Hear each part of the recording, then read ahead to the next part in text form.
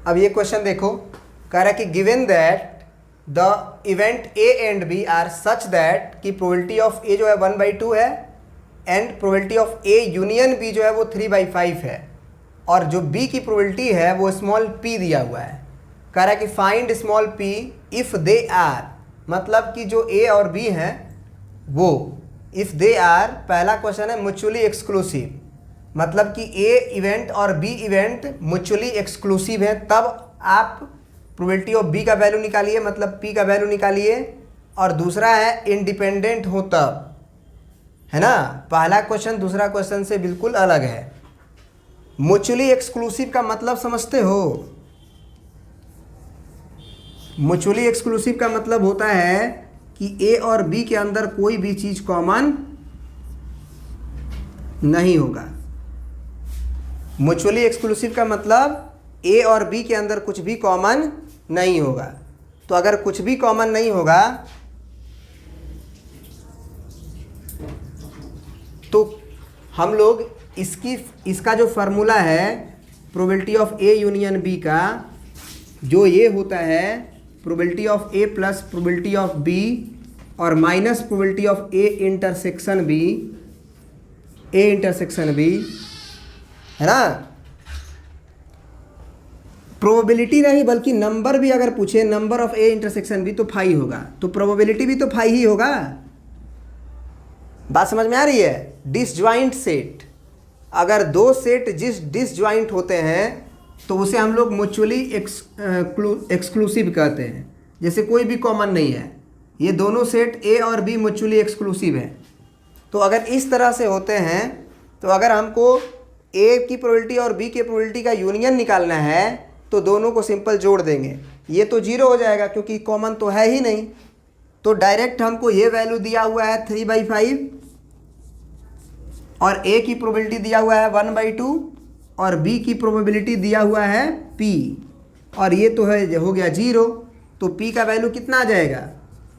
3/5 minus 1/2 यानी कि 10 LCM, 3 दूना के 6 और 2 पाँचे 10 यानी कि 5, यानी कि ये हो जाएगा 1/10। ये बात समझ में आया? ये वाला फार्मूला आपको आना चाहिए कि ए यूनियन बी की जो प्रोबेबिलिटी होती है, ए की प्रोबेबिलिटी प्लस बी की probability minus A intersection B की प्रोबेबिलिटी होती है, और अगर डिसजॉइंट सेट है तो ये 0 हो जाएगा क्योंकि कुछ कॉमन ही नहीं है। ये तो पहला पार्ट का आंसर हुआ 1/10। दूसरा पार्ट है कि अगर इवेंट्स ए और बी इंडिपेंडेंट हैं तब आप वैल्यू निकालिए बी का, बी के प्रोबेबिलिटी का, मतलब स्मॉल पी का। तो क्या हो जाएगा? तो इस केस में हम लोग लिखेंगे कि probability of A intersection B जो होगा वो हो जाएगा probability of A into probability of B के, और ये वैल्यू हमको 3/4 दिया हुआ है, सॉरी 3/5 दिया हुआ है, और ए की प्रोबेबिलिटी 1/2 दिया हुआ है, और बी का प्रोबेबिलिटी हमको स्मॉल पी दिया हुआ है। इधर भेजेंगे तो ये 6 पी की प्रोबेबिलिटी, पी का वैल्यू कितना हो जाएगा जी?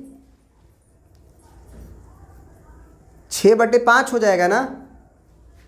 ना गड़बड़ हो गया। ए इंटरसेक्शन बी निकालना है ना हमें, और हमको यूनियन दिया हुआ है। यूनियन दिया हुआ है तो यूनियन का वैल्यू हम 3/5 थोड़ी लिख सकते हैं, हमको तो इंटरसेक्शन निकालना पड़ेगा ना। नहीं तो देखो पी का वैल्यू ज़्यादा हो रहा था 1 से, ये 3 दूना के 6 हो जा रहा था, 6/5। अब किसी भी चीज़ की प्रोबेबिलिटी 1 से ज़्यादा थोड़ी हो सकता है कि नहीं? तो पहले हमको probability of A intersection B निकालना पड़ेगा।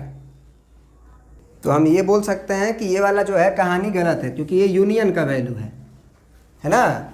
तो अब ज़रा देखो, हम लोग के पास 2 रिजल्ट है, एक रिजल्ट तो वहाँ से है और एक रिजल्ट है हमारा probability of A intersection B निकालने का। डायरेक्ट ए इंटरसेक्शन बी की probability of A plus probability of B minus probability of A union B. तो यहाँ से हमको इसका वैल्यू निकालना है, इसका वैल्यू दिया हुआ है, इसकी प्रोबेबिलिटी जो है स्मॉल पी है, और ये वैल्यू हमको दिया हुआ है 3/5। है ना। तो अब जो है हम उस फार्मूला में रख सकते हैं, क्योंकि probability of A intersection B जो है वो probability of A into probability of B के बराबर है। तो नाउ इक्वेशन 2 इम्प्लाई, इसको इक्वेशन नंबर 2 मान लो। ये याद रखना कि ये वाली कहानी अभी नहीं लिखेंगे, क्योंकि अब लिखेंगे ए इंटरसेक्शन बी का वैल्यू हमारा यहाँ से 1/2 और -3/5 और प्लस पी का वैल्यू बराबर होगा, प्रोबेबिलिटी ऑफ ए 1/2 है और प्रोबेबिलिटी ऑफ बी पी है, तो इसके बराबर होगा। हम लोग क्या करते हैं कि पी को इधर लेके आ जाते हैं, ये सारे नंबर को उधर लेके जाते हैं, तो p माइनस p/2 होगा, उधर से आएगा p/2, तो अब ये उधर जाएगा तो ये 3/5 प्लस में और -1/2, तो अब एलसीएम लेंगे तो 10 होगा। अब ये 5 दूना 10, तो 2 हुआ तो 3 दूना के 6 माइनस 2 5 10 5, तो ये 1/10 आया। तो ये आया एक्चुअल में, इसको घटाएंगे अगर p में से p